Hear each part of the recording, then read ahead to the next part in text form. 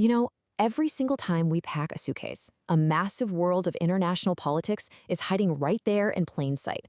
Welcome to This Explainer, where today we're unpacking a truly fascinating topic, the international politics of travel. We're going to be looking at this through the lens of political scientist Cynthia Enloe and her incredibly revealing book, Bananas, Beaches, and Bases. We usually think of our vacations as an escape from the real world, right? But Enloe shows us the hidden, deeply gendered dynamics that are actually powering global travel. Okay, so let's dive right into this by asking Enloe's core feminist question. Where are the women? It's such a simple question, but by asking it, we instantly peel back the curtain on the unseen forces that shape international politics, global economics, and yes, even our relaxing beach vacations. When we start asking this, we quickly realize that the entire global tourism industry is built on some very specific ideas about masculinity and femininity. To really wrap our heads around the sheer scale of this, just think about the number 1.8 billion. That is the estimated number of tourists who traveled across the globe in 2012 alone. We're talking about an industry that drove roughly 5% of the entire global gross domestic product that year. So tourism isn't just about kicking back and relaxing.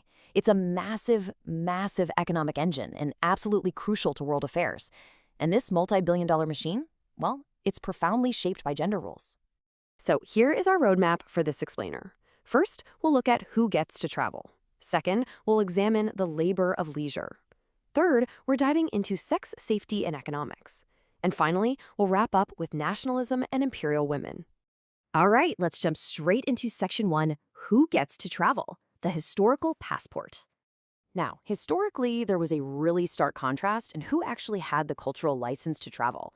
For centuries, masculinity was practically a passport all on its own. It meant breaking away from home, seeking out adventure, and having total physical mobility. A man wasn't really seen as a true man until he went out to see the world. But on the flip side, femininity was defined by the exact opposite, sticking close to home, physical immobility, and supposedly needing male protection. Honestly, a respectable woman traveling alone was viewed with deep, deep suspicion. And this cultural divide has a wild history. Back in the 1690s, women like Christian Davies literally had to put on male military disguises just to be able to travel and escape the confines of their local villages. Fast forward to 1855, and we see Thomas Cook totally changing a game. He started organizing chaperone tours, which finally made commercial travel respectable and safe for middle-class women.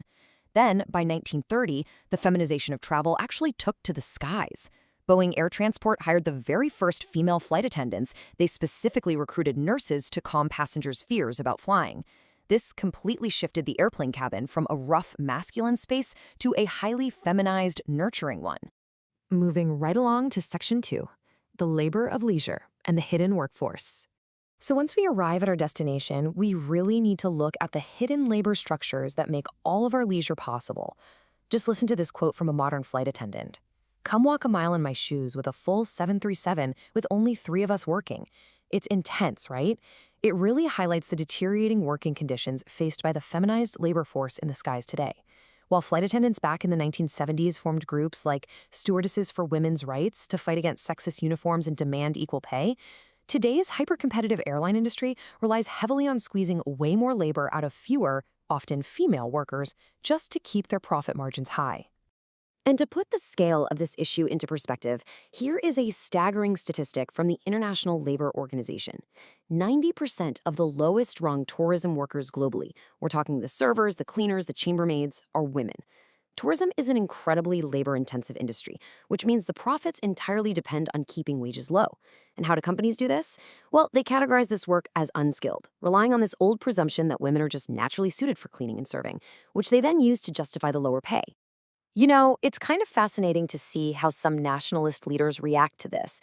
They'll often lament when their countries become dependent on tourism, famously complaining about being turned into a nation of busboys. They argue that having local men serve foreign tourists strips away their masculine pride. Yet, interestingly, they almost never rally around the exploited female chambermaids. Why? Because a woman making a bed doesn't threaten patriarchal norms. If anything, it confirms traditional femininity, even if she's the one being economically exploited. Okay, let's jump into Section 3, Sex, Safety, and Economics, the Vulnerable Foundation. To understand how safety ties into international economics, we have to look at the tragic 2012 New Delhi gang rape, which sparked an international outcry that rippled right into the global economy.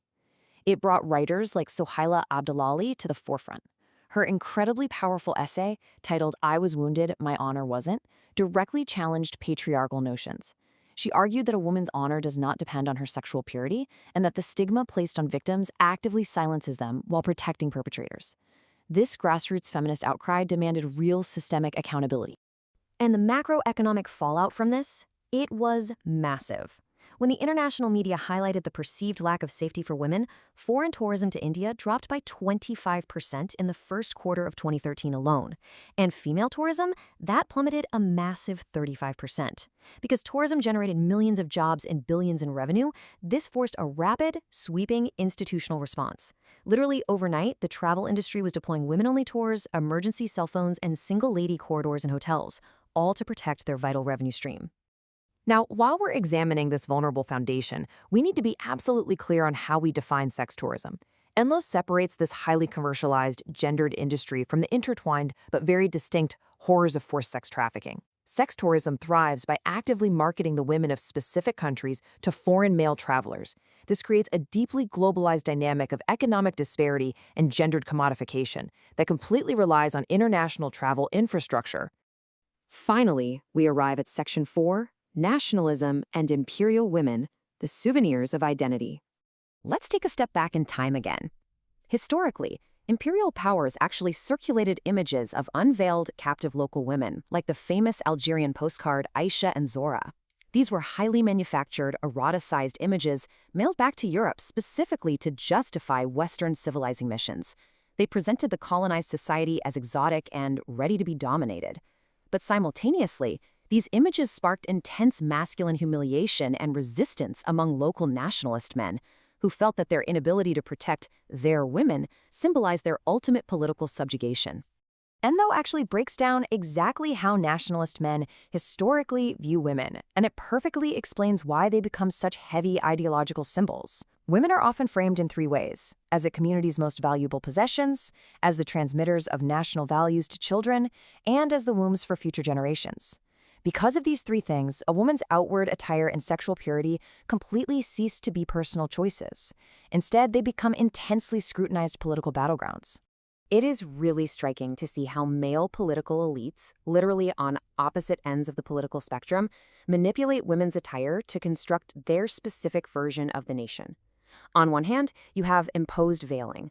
Think post-1979 Iran, where it was mandated as a symbol of the nation's honor and purity. But then on the exact opposite end, you have banned veiling, as seen in 1920s Turkey under Ataturk. There, the state banned headscarves to project a modernized, secular nation to the world. In both cases, impartial as we can be, we see the nation's identity being quite literally written onto women's bodies. So, tying this whole shebang together, we've seen lady travelers defying historical boundaries, flight attendants fighting for basic rights up in the sky, and millions of chambermaids forming the absolute backbone of developing economies. We see beauty queens heavily managed to lure in tourists, and women across the globe actively redefining what their nations actually stand for. The global tourism industry and international politics just do not exist in some ungendered vacuum. They are built entirely on these diverse, heavily managed roles of women. I'm going to leave you with this final thought to ponder as you navigate the globe. Next time you see a tourism ad, interact with global politics, or just book a flight for a weekend getaway, will you look past the pristine beaches and ask that one vital question: where are the women? Because once you start looking, you realize they are the engine running the entire world. Thank you so much for joining me for this explainer. Keep learning, and I'll see you next time.